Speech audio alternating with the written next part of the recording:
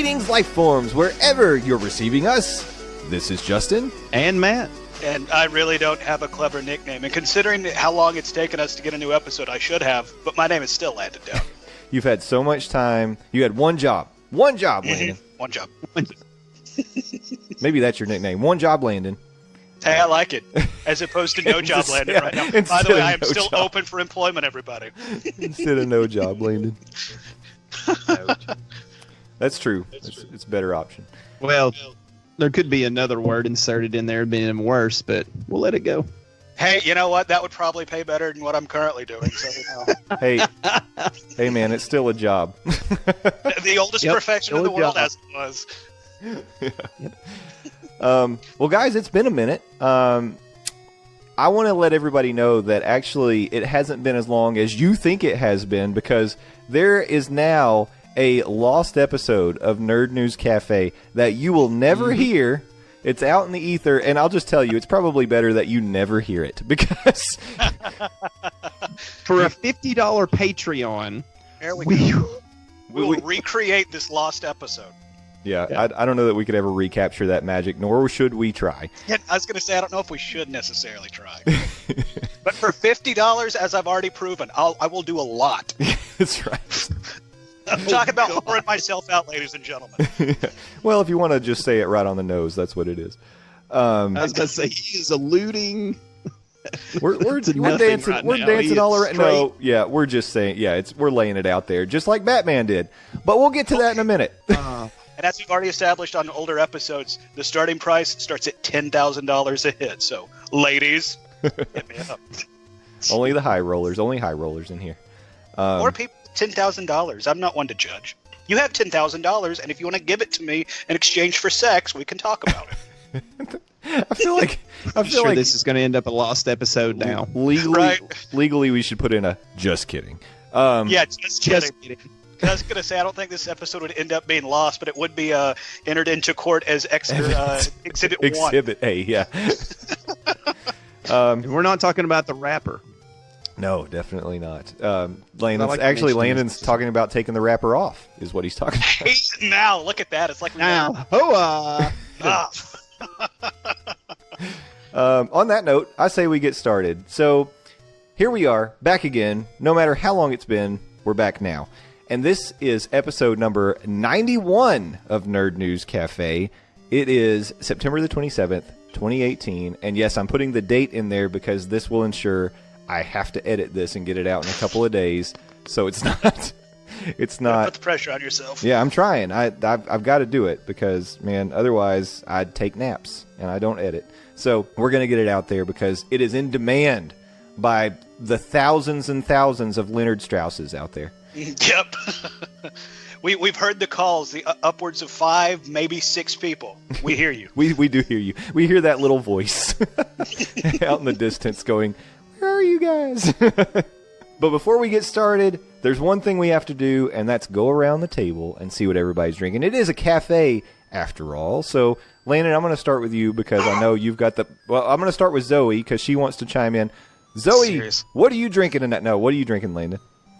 Zoe's drinking toilet water, but I, since I already established I'm a very classy individual, my drink is classy. It's an award-winning beverage, as a matter of fact. Now, granted, this award was awarded sometime around the turn of the century, the 1900s, but it is Pabst Blue Ribbon, everybody. Oh, nice. Welcome aboard, my friend.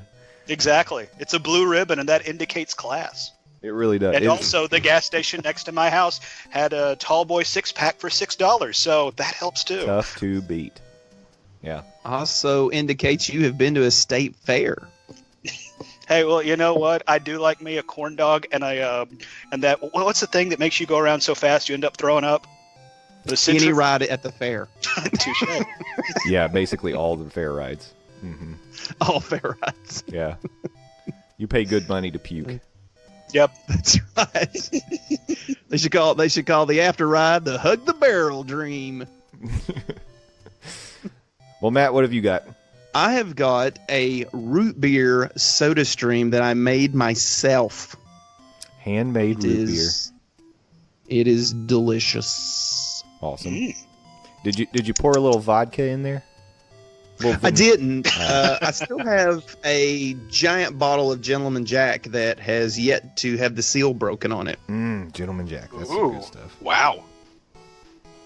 Are you waiting for a special occasion? Whenever I come over. But I'm going to say probably the next episode I'll have some of the northern part of the state's finest refinements in a jar that I will be procuring the next episode. I promise. That should be fun. Oh yeah, They teaspoon wrote at a time. They wrote a song about that stuff, and it happens to be the song of one of the greatest college football teams in the country. Not record-wise, just historically. Still top 10, I think. Hey, I think we're the third winningest program of all time, but, we have been playing football since the 1800s. So when you've been playing that long, you win a few games. So It was a goat skin then. It still counts. Exactly. I think they were actually throwing possums at that point. Decomposed possums. They wait till they swell up. Yeah, they get bloated. Long. Yeah, they get bloated, and they're at that point they're kind of firm. You just don't kick them. You don't want to kick them. No kicks in that league. No, definitely not.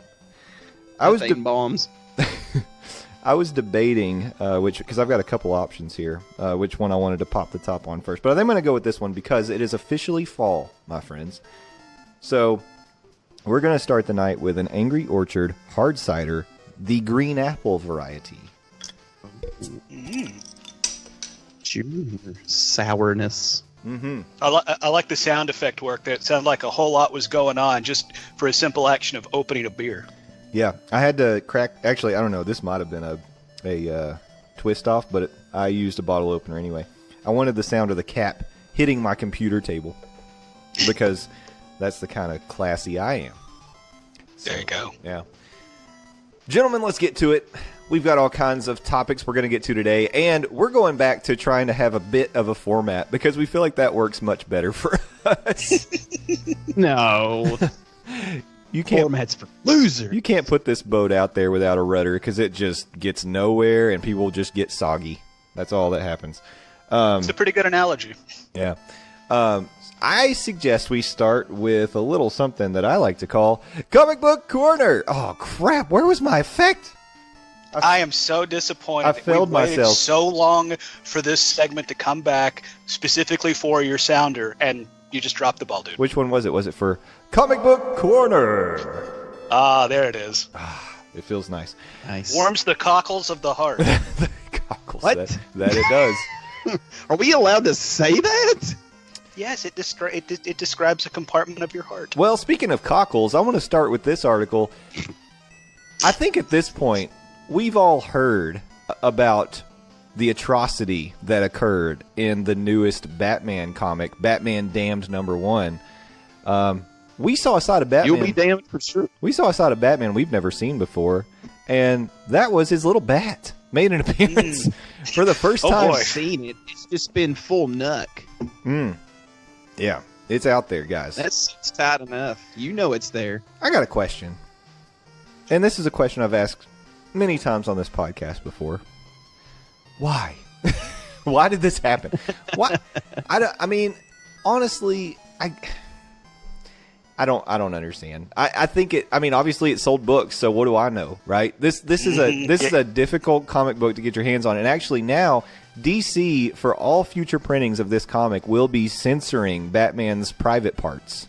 DC's actually come out and said there will be no reprinting of issue #1. So if you were fortunate enough to get one of these copies or get one of the variant copies, hang on to it or sell it, because right now, if you go on eBay as we're recording this, $60 to $70 is going to be the starting price point to put a bid on this comic, or you can just straight up buy it now for like $150. So, yeah. It's out there. Here's the thing. I don't want to get into it, but I think DC is going to have to really define what that DC stands for. Because I've just come in my mind with like about 5 of them that aren't PC for what we're doing right now. So I'm going to ask the Twitter listeners. They're going to tell you. Nope. Nope. I don't know. I don't know if it's Dropping, insert word, doing, drawing, anything, but that's that last letter is going to be the same. Well, actually, we do have some breaking news. DC announces following the success of Batman Damned, they're introducing a new strategy to up the sales in every other comic. They're inserting Batman's dick into every comic. Like, it's going to make for a really weird issue of Teen You mean Titans. Dick Grayson, right? Yes. Yeah, we've met him before. Yeah, we have. I'm back away from that one. Well, the Batman Damned Right.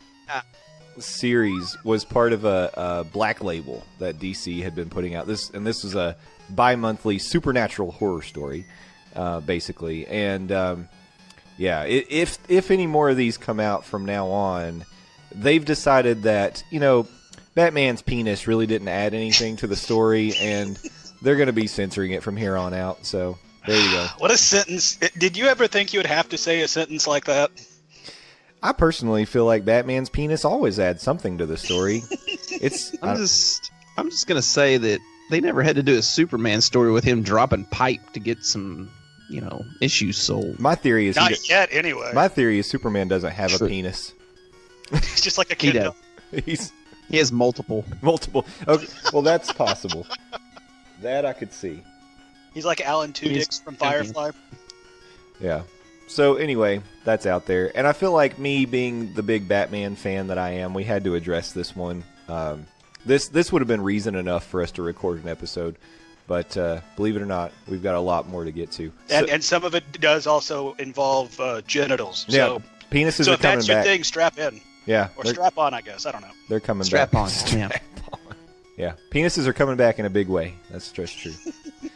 And speaking of big ways, that's my segue. Guys, did you know that when I say Hulk to you, the Incredible Hulk, what comes to your mind? Hulk is strongest. He is. He's the strongest one. That's The angrier you make him, the stronger he gets. that's what we've always known about Hulk. Well, it is time to rewrite history because with a new story that's being told in the Avengers series, our favorite lawyer, Jennifer Walters, now claims the title of the strongest one. Yeah. Really? Yeah. So apparently, in a previous arc of Avengers, Jennifer Walters and Thor both consumed the blood of Ymir, and it caused them to grow to incredible sizes so they could fight Celestials. So basically, once they were through with that, they were, of course, exposed to high levels of radiation. And the result was Jennifer Walters has now lost control of her Hulk form, which was not true in the past. She was always in control of it. She's lost control over it, but it now makes her the most dangerous and the most powerful Hulk in the universe. It's interesting. It almost feels like she's switched places with Bruce Banner, or the Bruce Banner that we've known in years past, because Bruce has always had issues with being able to control his Hulk form, where, like you said, Jennifer's always had that on lockdown. Yeah. Now take that ability to keep it on lockdown away, and it unlocks some new rage abilities, apparently. So I think that's a cool caveat, and I think we're going to get to see a side of Jennifer Walters we haven't seen. But, that being said, it's cool for the comic right now, but at some point it's going to be retconned because, comics. Yeah. It will. Yeah. It will. But for now, It's a fun spin, though. yeah. It's a fun spin. For now, 'Cause, she's got I mean, the belt. Well, like you said, Justin, like most of her comic was keeping control of the Hulk, keeping it tamped down, keeping it, in that special place that she held it. And now it's like, boom, boom, shake the room. She is coming out full effect. She is.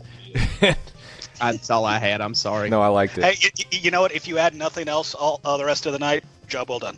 Anytime you can quote Thank Will you. Smith, I'm down with that. Yep. Here's a quote from Doctor Strange from the Avengers comic. He says, "Your body is now storing more gamma energy than ever before. It appears you're sometimes able to release that energy in most explosive ways." So, That's a terrible Benedict Cumberbatch impression. Oh, sorry. That's awful.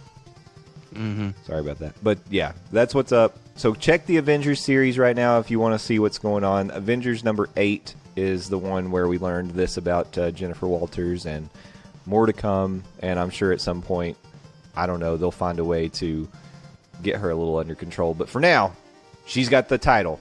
So Bruce, that might make him angry. And you wouldn't like him when he's angry. Wouldn't matter. No, it wouldn't really. Yeah, because Jennifer Walters will just mop the floor with him at this point. I was going to say, catch a beat down. Yeah, Bruce just got back from being dead. He might not want to cross paths with Jennifer Walters right now. Otherwise, she might put him back there. She would. She'd put him down. Like The Undertaker to Triple H. She will put him down. Yeah, everybody He's get excited dead. for Australian Super Showdown or something. Hey, at least it isn't the Saudi show with the family jewels or whatever. Exactly. Oh, family jewels. It's a running theme on this show. Apparently, we have penis on the mind. 3 guys getting together just talking about penis. Nope. Thank God we have an audience. It's called the internet. Yeah. This, Who wants to listen to this? Somebody. somebody will. There's some kindergartners who would find this hilarious because we keep saying it. This last, I don't know if we want to actively go after that audience. That might be borderline weird. Yeah, you're probably right. This last one I put on here for Matt. Star Trek versus Transformers. We're getting a comic about it. How do you feel? I mean, it's okay. I just don't see the point in it. I mean, yeah, okay, Star Trek's pretty powerful, but I mean, you're talking about a robot that can live in space and has blasters, and they're probably as big as one of the ships. I don't know. They play with the scale of Transformers way too much. Sure. Like, sometimes they're gigantic, and then sometimes they're like, you know, The size of cassettes. 10 feet tall. Yes, yeah, cassettes, you know. I mean, I don't know. It depends. I don't know that I would read it. Really? You don't think you'd pick one up just for the sake of it? I would flip through it. I'm not going to say that I'll put it this way. I won't own it. I would flip through it. I'd be like, okay, what are we doing? See, like, I don't know. It is like, the old crew, too. Yeah, it is. and I kind of dig it, and especially with the art style it's going for. This, to me, it's like, I don't know if it's a pick up every issue individually as it comes out, but it's like once a trade paper comes out of it, I might check it out. And plus, it's from IDW, and these guys, I mean, they crossed everything with every other property out there. So, I mean, if anybody's going to be able to get this right, it's going to be these guys. This kind of reminds me of last summer when we had all the DC and Hanna-Barbera crossovers, and we got like Green Lantern and Space Ghost. Like, I picked a few of those up because they were just fun, you know, and I was just like, this will be fun to have. I don't think it's going to be worth anything, and some of them were pretty good. Like, I like the Banana Splits one crossover with the Suicide Squad. Yeah, that was pretty good. Mm-hmm. And if you remember, didn't it have a big epic rap breakdown at the end? It did. The gritty reboot of the Banana Splits. Yeah. Finally. We were all wanting it. Well, IDW had the Transformers and G.I. Joe crossover I flipped through, and it was pretty cool. I mean, it was kind of cool to see a bunch of lasers not kill anything. But well, it's G.I. Joe, so I know. Here's where I want this to go. So, it's Star Trek and Transformers. I would think that they were probably helping the Transformers battle a Transformer enemy. But man, I'd like to see the Transformers really smash the Borgs, and then at some point, like, they start assimilating the Transformers, and it goes real bad. Oh, that could be cool. That would be cool. They assimilate like Starscream or something. Mm-hmm. They start pulling them in, and then they have like these giant robots instead of cubes that they all live inside, and they're like, you know, like I don't know how to say it. It makes me think of like Spaceballs, where they turn into the big vacuum lady, except like instead of the people, it's little Borgs inside of them and stuff. I don't know. IDW need writers. Just saying. Add Matt to the creative team. He's got stories. Mm-hmm, I got stories for days. Yeah. I've been doing a good job with DMing, so hit me up. Yeah. That's the most difficult storytelling, because, I mean, you've got to deal with people who don't want to do what you think they should do, and then you've got to react to that. So you got to be... Oh, yeah. You got to be good at thinking on your feet in that case. Yeah. Do you like writing a small novel? Do you like putting it in the trash 5 minutes into a session? Exactly, yep. And you will like tabletop gaming. those 3 nights of planning that you did, all that meticulous like world building, just go ahead and set that on fire because the barbarian wants to fight the entire bar.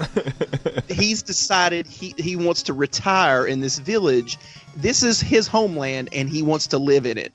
And he's taking a goat for a bride. So then you're basically planning a goat wedding. I mean, this is what you do with your not.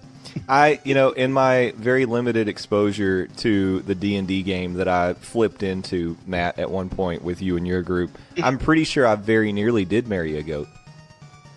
And it was a zombie goat. You did. You almost married a zombie goat. And we almost died from a zombie fart. It's true. In that game. Those are the worst farts. I mean, zombie farts. They are. They're decomposing. Mm-hmm. They're right behind dinosaur farts and right below Krogan farts. Oh, okay. Hashtag I can see that. boner. Bringing it back. Oh, Full circle. More penis. All right. I think we just found the name for the episode. More penis. That's going to get listeners. It also might get us thrown off of iTunes. So I don't know. They put some garbage out there. Get tagged. All right, that'll do it for Comic Book Corner. We're getting out of here. So, Landon, I think you might have thrown this next topic on here. We're going to move on to TV and movies, and Mystery Science Theater 3K is coming back for the holidays? Actually, I did not throw that up there. I believe that might be Matthew. But yeah, MST3K is got successfully doing another season on Netflix, so thumbs up, yay. Yeah, that's awesome. Thanks. Matt, sorry about that. No, it's okay. I mean, we're all excited about it. I mean, I am on pins and needles. I actually have rewatched quite a bit of the first season again. Still funny. Still laughing my butt off. Still disappointed in Felicia Day's performance. But I'm ready for him to do some more fun stuff and fun movies. I think it said Thanksgiving, though. So, well, I mean, a little ways. But at the same time, if you're a fan of MST3K and been paying attention to their history, I mean, the Turkey Day Marathon has been pretty much a staple ever since they were on Comedy Central, and they even carried it on to the online aspect once they, didn't have a home on TV. I know YouTube has had streaming marathons. Shout Factory on their website has had streaming marathons on Thanksgiving. So I mean, I think that is the perfect day for a new launching point for more Mystery Science Theater, because I mean, at this point, I kind of associate Thanksgiving to me as turkey with the family, football, and Mystery Science Theater. Well, according to this article, 30 years ago is actually when Mystery Science Theater launched, and it was Thanksgiving Day was the launch day. So really, that was the original premiere in 1988. So, Thanksgiving Day is MST3K's birthday. Well, there you go. Nice. It even makes more sense for it to come back on Thanksgiving. Premiered on local television in Minneapolis, 1988. So that's such a damn fun show. It is. It's great. And it is. And the new season is going to start with 6 episodes, and all 6 of them are going to be available right away. So you could have a Turkey Day marathon. There you go. Oh, I'm down. Now, you said it's going to start with 6, and they're all going to be available. Is it just going to be 6, or is there going to be a window where, a couple months down the line, they drop another block of episodes? I apologize, I didn't read ahead on that story, so that might be something we don't know at this point. It's okay. All it says is that the new season will run 6 episodes. Okay, all right. So that may be it. Yeah. Yeah, okay. Yeah, that tells me it looks like we're just getting 6 episodes this season. That's what it sounds like, yeah. Okay. So, which kind of sucks. It does suck, but you know what? These episodes are usually an hour at least, right? I mean, so they are. That's 6 hours of MST3K, and that's pretty good. And yeah, it might not have as many episodes as the previous season, but you know what would be even worse? No MST3K. Yeah, exactly. I'm on board with very that. True, very true. Beggars can't be choosers. Yeah. So I will take anything I can get from the guys at MST3K at this point. It's I know Matt said he's down on Felicia Day, and it's Yeah, she's not my favorite evil from the show, but it's like I really like the new cast. I know we talked about it initially when it came back originally on Netflix, but it's like I really like the casting of the new voices of Crow and Tom and Jonah Ray. I think is a great. He's good. Yeah. Perfect guy to play off the new robots. I really like this cast, and Patton Oswalt's great at everything. Patton, love Patton. Yeah. I just want to clear it up. It's cleared Felicia Day is phenomenal because I've been watching a lot of Geek and Sundry, and her and her brother on that co-op play or whatever they've got channel is the funniest crap I've ever seen in my life. And some other shows are really good. I just don't know if they know what to do with her on that show. Well, I think she plays it a little stiff, and maybe it's a character choice, you know. I think that might be by design. And I mean, I don't know if that's necessarily that crazy outside the realm of possibility when you consider it's Mystery Science Theater 3000. Yeah, it's true. Hey, yeah, I'm not asking for Oscars. I'm just saying, Matt, why do you hate Felicia Day? I don't. I do not want that to be out there in the internet. I do not hate Felicia Day. I think she is hilarious. Hates Felicia Day. You know what? You're about to get a Batman something right across the face if you don't stop. Oh my! That's called a dick slap.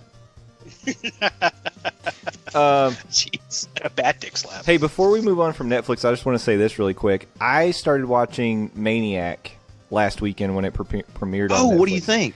And so I've read a lot of mixed reviews on it. I think some people hate it and some people love it.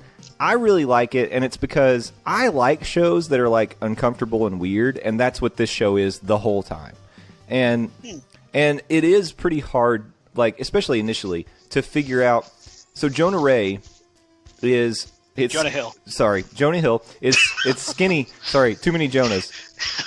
Jonah Ray plays Jonah Hill. So Jonah Ray plays a skinny Jonah Hill, and he gets eaten by a Jonah's all the way down. So it's actually a skinny Jonah Hill and a skinny Emma Stone.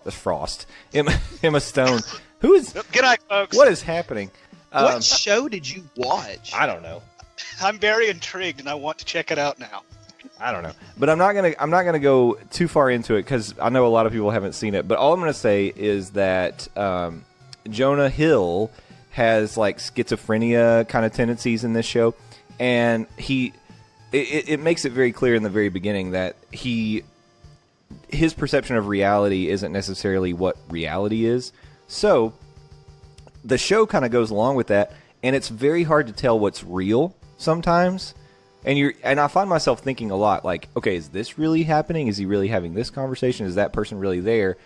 As you go on, I feel like there's less of that, but then the show takes it to another crazy level. So I recommend it. I think it's fun. It's 10 episodes, and after you get through the first one, like most of them are like 26 minutes or something, and I would say watch it.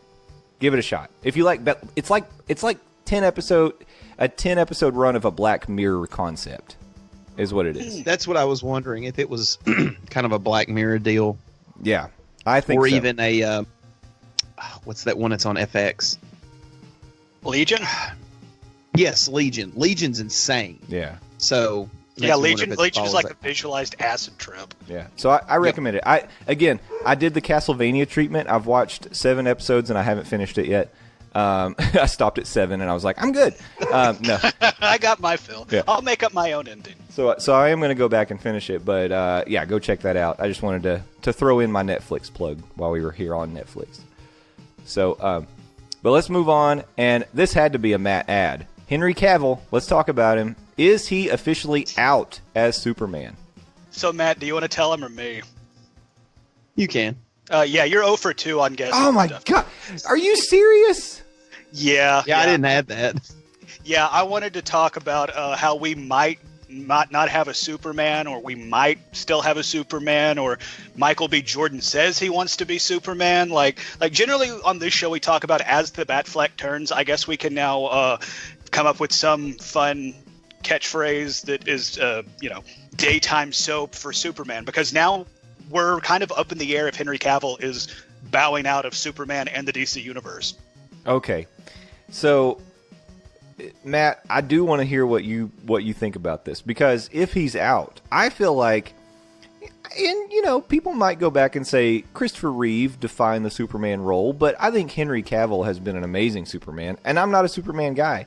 What do you think about this? I don't like that he's backing out of it, but I think it's more to do with scheduling and him wanting to do more and DC dicking around. Because from what they're turning out, it's obvious that they don't know what they're doing or where they're going. Yeah. They have concepts of things they want to do, but they're just, I don't know what they're doing. But I really like Henry Cavill as Superman. I think it's great, but I'm not against being Superman either. I've seen some, I want to say it's like Earth 2 plots that had a different origin, and I was really intrigued, and I was like, I'm not against it, because they could really have a lot of fun with the Superman character in a different role. Now, will it get outcry? Absolutely. Yeah, But I was. I'm Oh, sorry. I'm not go ahead. against it. No, you know what I'm saying, though. You know where I'm coming from. The minute it's announced something like that, oh, you're just playing to the hits. You're really feeling to the social pressures. No, we want to do something else. Yeah, I was going to jump in here and say, like, I think Michael B. Jordan would kill it as Superman. Dude, I've been a fan of ridiculous. he's so incredibly talented. I mean, yeah, I love Michael B. Jordan. I've been a fan of him, you know, going all the way back to season 1 of The Wire when he was Wallace. You know, where's the boy string? Where's Wallace? We still want to know where the boy is string. And then, of course, Friday Night Lights, he was Vince in that one season. Then I think he really hit it big and became very popular in the eyes of most people with Creed, which, by the way, Creed 2 looks amazing, the trailer they just released. And, of course, Killmonger and Black Panther. So Michael B. Jordan has proven he has the chops pretty much to do anything, and he has the physique to pull off a very physically impressive Superman, I think. But I remember when I first saw this story of him saying he would like to play Superman, I remembered back when Donald Glover said he wanted to play Spider-Man, or he thought it would be cool to play Spider-Man, and the internet lost its damn mind. Yeah. And that was with Spider-Man. Like I love Spidey, but like Superman is, I feel, a little bit more iconic than Spider-Man. So you're telling me that those people that were that upset about Donald Glover wanting to play Spider-Man, they're going to be cool with Michael B. Jordan playing Superman? Like, Yeah. I They're really not. think, no, they're not. It's like, I think it would be a really cool casting move, but I don't think DC is going to do it because of that loud group. Why So to not? speak. What else can you do to bottom out? I mean, you've done it. That's a fair point. Actually, making a big move like that might get butts in the seats, right? Mm-hmm. I think Yes. so. Here's what you do. You go get James Gunn, because he ain't going to be directing any Marvel anytime soon. And you go get Michael B. Jordan or anybody. I don't even care at this point. You know, I love Superman, and that's because I love the character. I don't care that it has to be some hulky white guy. It doesn't bother me. Has it always been that? Sure, but I mean, if you look at where the character developed from, you know why. Yeah. So, it's fine with me. And also, like you You don't need mentioned, my permission, but like you mentioned, Matt, there's been other iterations. Like I think you mentioned Earth 2, where there was a Superman of a different origin. And look at something like Red Sun, where Superman landed on Earth, but instead of landing in Kansas, he lands in the middle of Moscow, Russia, and he's turned into a weapon, for the lack of a better term, for the Russian government. an awesome story. That is such an awesome story. That movie would be incredible. Well, Never get made. But In theory, it there would are be some incredible. things in that book that's suspect. But yeah, In it'd be- theory, it'd that be would cool. be incredible. But if you look at the whole Batman versus Superman story that in the comics everybody loves, and compare it to what we got for better or for worse on the big screen, like, fair point. and like, Jay might really have a point. Like, if you cast Michael B. Jordan as Superman, I think that would bring an entirely different audience, a new audience that wasn't paying attention to anything DC was doing. I mean, look at the numbers that Black Panther did. When Marvel finally decided to have a superhero story about a black main character who's a superhero with a majority black cast, directed and produced by a majority black cast. Now, just look at the numbers at that. Yeah. And I'll say this. I don't have any problem with there being a black Superman. In fact, there could be a black Batman, whatever. Here's the problem I have. Michael B. Jordan has already had the opportunity to be a superhero twice. It is not fair for him to get to do it a third time. I am tired of people. I am tired of people getting multiple shots at being superheroes. Spread the wealth. I'm sitting here. Matt's over there. Landon's over there. We would all be happy to play a superhero role, but no, Ben Affleck gets to be all the superheroes he wants, and Chris Evans gets to be all the superheroes he wants. It's not fair. That's what I'm saying. Hey, hold on. What was Chris Evans' first superhero role? Johnny Storm. What was Michael B. Jordan's first superhero role? Johnny Storm. Dun, dun, dun. So can I play Johnny Storm? I'll be the next one. I already called dibs on this many episodes ago, if you remember. That way I can get in line for when they make that Puck movie that everybody's been asking for. Can I be the Invisible Woman? Yes. Yes, Matt, you can absolutely be the Invisible Woman. But you can't change your name. Who wants to be my Reed Richards? You're going to be Matt Weaver, the Invisible Woman. Yes. Hey, we're really crossing bridges here. We are. You got a problem with me being the Invisible Woman? I don't. No, absolutely not. Who is going to say, I want to hear someone raise their voice, raise their hand, and say they've got a problem with this, because guess what? You're going to be on the wrong side of history, buddy. Mm-hmm. That's right. So, now that we've taken that political stance. Yeah, let's go ahead and talk about the other political story. Donald Trump's dick looks like Toad from Mario Kart. God. Not It's just killing Toad. him Yeah. inside that he couldn't release that. Not just Toad. Toad from Mario Kart. I just want to put the feather in the Superman talk and say Henry Cavill's going to be the Witcher. He is. Yeah. Good for him. He's not really looking like he's going to be hurt. No, he's not. He's not hurting anyway. Henry Cavill is writing his own checks at this point. And I think if he's the one with all the power right now. He is Superman. He can say, yeah, I'll come back as Superman, or I don't want to because I've got other things I'd like to get to. I want to pursue dramatic roles like Mission Impossible. No, I'm just kidding. But really, he can do what he wants.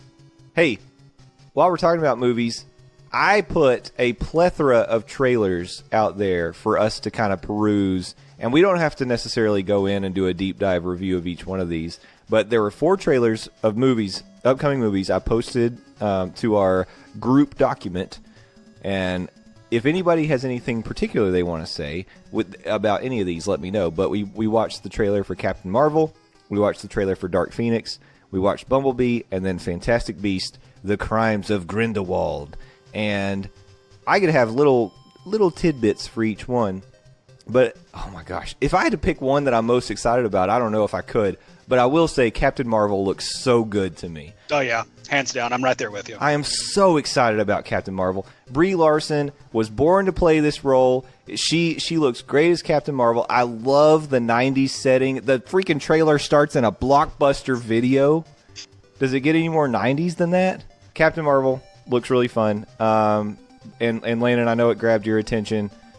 Matt, how are you feeling about Captain Marvel?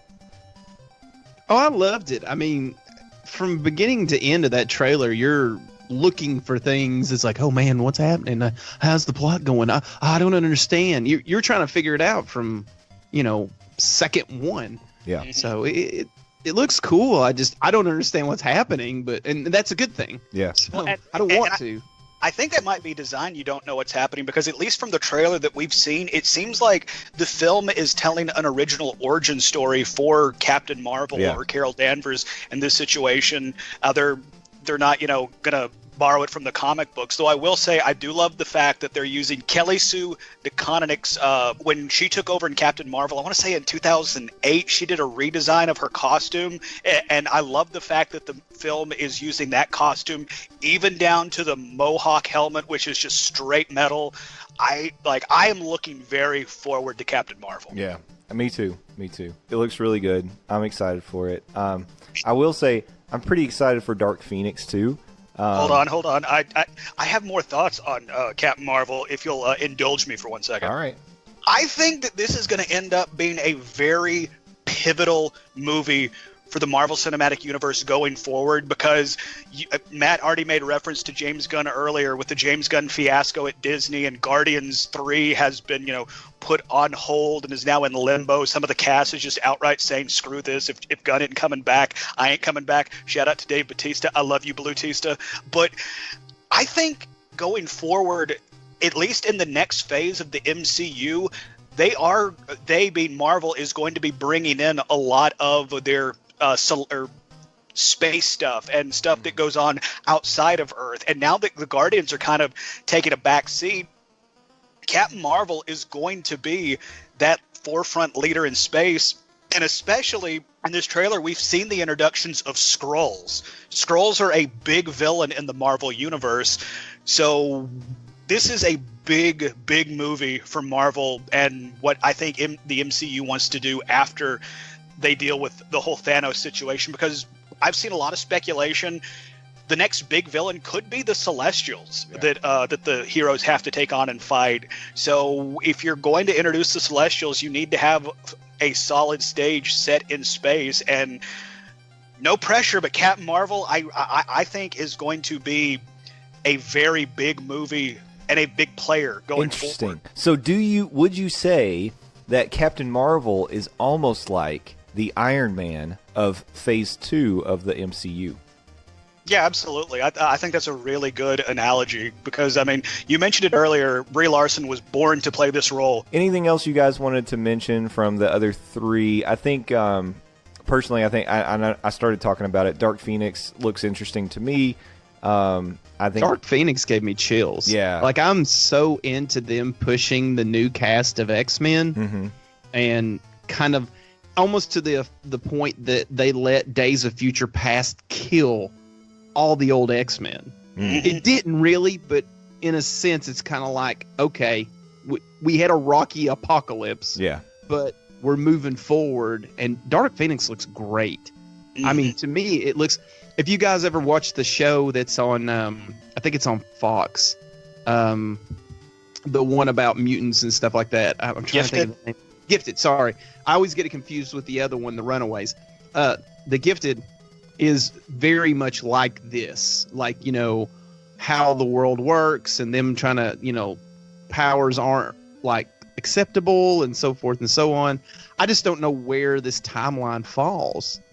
Jay said it perfectly. Like it looks interesting, and I think it already looks infinitely better than the Dark Phoenix stuff they pulled in X-Men 3, just from the 2-ish minute trailer that was released. And considering this could be the last X-Men film that is released by Fox, I'm very interested to see what type of story they tell, because in the trailer it's already teased that the X-Men are standing over a grave, so that leaves us, the viewer, to think there's at least one death that could happen on this team. What's not to say that they realize that they're getting ready to get shut down, and they just go Game of Thrones or Joss Whedon, and it's like, guess what, every character you love is dead, or is the option is there for them to die. And even the music that they played in the trailer, this is the end. Like, I really... Oh, go ahead.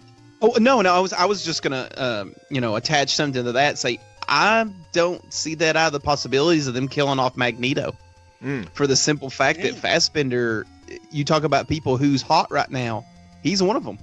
Yeah, so, that's true. Same with Jennifer Lawrence, who blew up right when she signed on to be Mystique, and she's said, much like Rebecca Romaine Stamos, putting on that Mystique makeup isn't fun. No, so I could very imagine. easily see Mystique dying in this movie. Yeah, it's possible. Rebecca Romaine Conley. Right. Yes, excuse me. You know what? I knew her as Rebecca Romaine Stamos, so have mercy. Oh, I always. Have mercy. Yeah. No, I actually kind of think, even with that notion of this is really probably going to be the last Fox release of an X-Men movie, I think that once it comes under the actual like MCU umbrella, I think they could bring a lot of that same cast in, because I think a lot of them are really, like, they're doing a great job with what they're doing now. Like, I really like McAvoy as Professor X. He's good. Kid that plays Beast, I'm a big fan of him. Yeah, he's really good too. I like the Cyclops dude. We're really good with names right now, but Who you mean Mr. Whiplash? And also Mr. Fantastic. That's true. Mm-hmm. His first name is Miles, so we at least know that. O'Brien. Sure, Miles O'Brien. So You just anyway, got Star Trek, buddy. Oh, and by the way, they did. Fox was the studio that nailed Quicksilver so much to the point that that the Avengers are like, yeah, we're just gonna job this dude out in one movie because Straight drop a building on him. yeah, yeah, he's so fast he's gonna put himself in front of bullets. What? So. Yeah, that's a good point. He's a really good Quicksilver too. So a lot of the casting is really good, and I don't think that Marvel would want to just like hit the reset button and recast all those roles. I think if those actors were willing to come back and do it, that they would just fold them on in and make them part of the family. So I mean, continuity-wise, that would make most sense, but we've already seen, particularly with the James Gunn situation, sometimes Marvel Disney does like to flex its muscles and prove this is ours. So that's true. But so I could see some of them coming over, but if they're just going to do a carte blanche, if you were in the X-Men Fox universe, you're now in the MCU. I don't know about that. That said, can we ask Logan to come back one more time? No. Well, I mean, if you're going to bring him back in that situation, yeah, but they reboot Wolverine and I'm done. Like, I think we got the end of Wolverine. We got it. Be prepared to be done at some point, because I guarantee you, if the X-Men can now enter in the Marvel Cinematic Universe, you know you're going to see Logan. Yeah, Wolverine's going to show up. Wolverine literally just came back from the dead like months ago in comics. Sure he did, and it's a whole rigmarole. It's from what I've read, it's not going well, but that's just, different opinions. Maybe I don't get the whole scope of how people feel about it, but you talk about the death of the X-Men. Is it really profitable for them to make an X-Men movie? I mean, at this point, or is it something they can just wrap into Avengers or wrap into, other, like, start breaking those characters up into other movies? I don't know if you're asking the question if the X-Men movie are profitable. I don't know if it would then be a smart move to fracture the cast and then start making individual movies about them. Now, I do think no. I'm talking about like supporting characters in other movies. Like, hey, you did great in your own movie. Not really great. You didn't make that much. Like, I'm talking like billions to make a kingdom out of. But hey, we got this movie and we need somebody to be this person's voice of reason for 5 minutes. That's you. Or we need the Hulk to show up in Thor Ragnarok. Yeah, exactly. I'd be okay with that, but at the same time, I could also see it just as easily being on the flip side.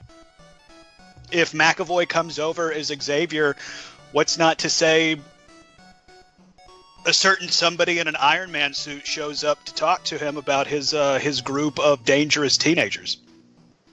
Could be. I mean, I don't know. The future of the X-Men's scary, and I think if this Dark Phoenix movie is really good, it really hurts the heart to think that you might not get any more of this. Yeah. And that's why I think if it does really well, and the X-Men movies, the current X-Men movies have been doing well, if the Dark Phoenix movies does well, I think Disney's smart enough to be like, let's build on this. That's my opinion. They could give it their personal flair. I'm not against that. Really jazz it up. But, let's hold this cast together. Yeah, I would like that. Yeah. So I'd be okay with it. That's what we vote for. That's right. You hear that, Disney? That's right. You hear that, Iger? And bring back James Gunn, damn it. Yeah, Kevin Feige. Kevin Feige's the guy we need to talk to. All right. Okay, guys. Why don't we take a break for today, because we've got a lot more content to get to. I'm talking probably a whole nother episode's worth. So let's do that. Anybody want to throw some plugs out there as we wrap this one up? Matt, what do you got? Tracking Trek Podcast at Tracking Trek Pod. We just dropped our movie review of the first movie that was not as good as I remember it. Still good though, and still iconic with William Shatner hamming it up. But we just dropped that one. I have been lazy. I owe a lot of people an episode, and I am going to drop it at some point in time. And when I do, we got about 2 more, and then we'll probably 2 or 3 more, maybe 4 more, and then we'll drop another movie review. We're going to try to get Wrath of Khan in there. So if you guys hang in there, we'll have some more content for you to listen to and get fired up about Discovery, which is forever away. So get ready. Awesome. Sounds like good stuff.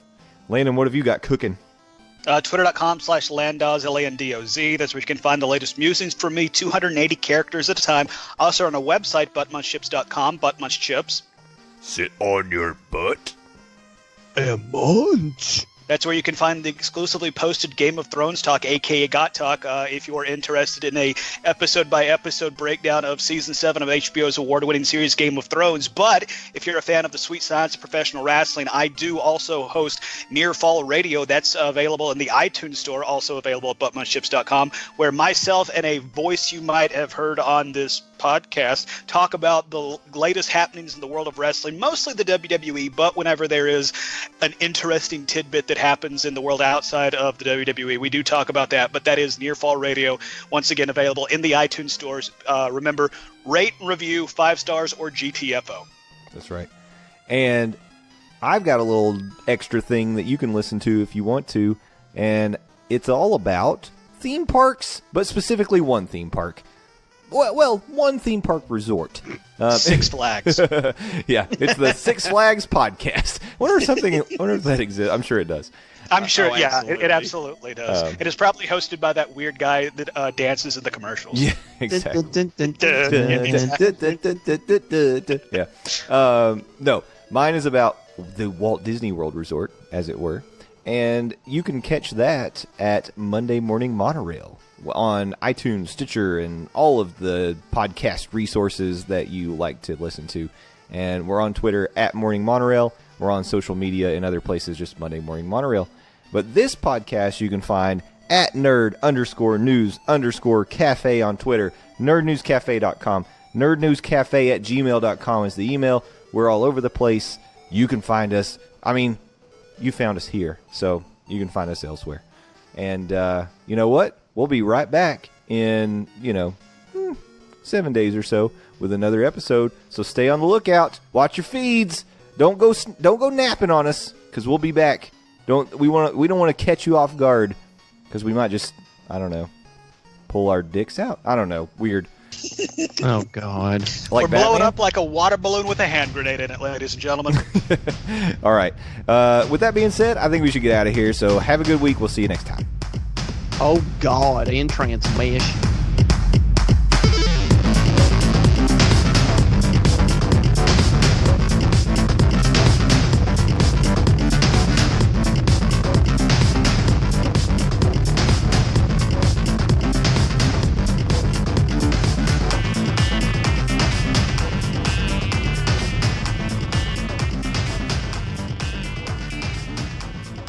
I personally feel like Batman's penis always adds something to the story.